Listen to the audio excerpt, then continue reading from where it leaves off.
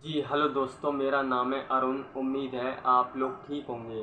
दोस्तों, बहुजन समाज पार्टी लोकसभा चुनाव के लिए उत्तर प्रदेश में 55 सीटों पर उम्मीदवारों की घोषणा कर चुकी है। अब उसे 25 सीटों पर उम्मीदवारों की घोषणा करनी है। इन बची हुई सीटों पर कुछ लोकसभा प्रभारियों की सीटें बदलने पर भी मंथन चल रहा है। बीएसपी पार्टी अवध और पूर्वांचल की बची हुई सीटों पर ओबीसी और दलित वर्ग के लोगों के लिए खास रणनीति बना रही है।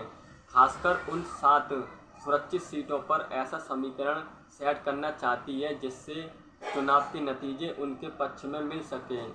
पूर्वांचल और अवध में बीएसपी पार्टी को ज़्यादा फायदा मिलता है।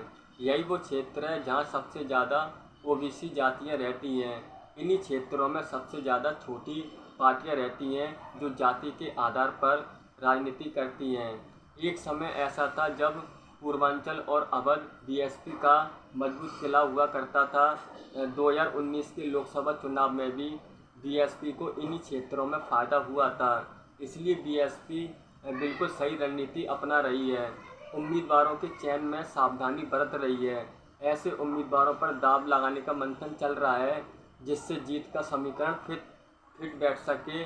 बीएसपी 2019 के लोकसभा चुनाव में पूर्वांचल और अवध की 6 सीटें जीती थीं।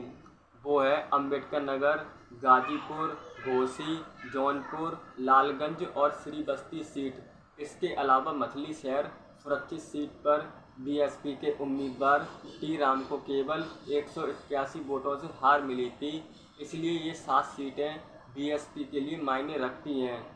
बीएसपी अध्यक्ष मायावती ने गाजीपुर, जौनपुर, घोसी और लालगंज से उम्मीदवार घोषित कर दिए हैं, लेकिन मछली शहर से पंजाब बॉर्डर के पूर्व आईएएस कृपाशंकर सरोज को अभी प्रभारी घोषित किया है।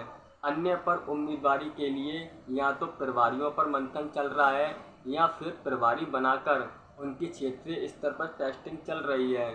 बीएसपी की तरफ से कसौटी पर खरा उतरने वालों को ही टिकट दिया जाएगा। बीएसपी पार्टी को अपनी पिछली जीती हुई सीटें भी बचानी है और उत्तर प्रदेश में अपना पैराग्राफ को भी सुधारना है। इसके लिए बीएसपी से जुड़े सभी लोग दिन और रात मेहनत कर रहे हैं जिससे कि चुनाव के नतीजों में उन्हें फ़ायदा मिले। Thank you.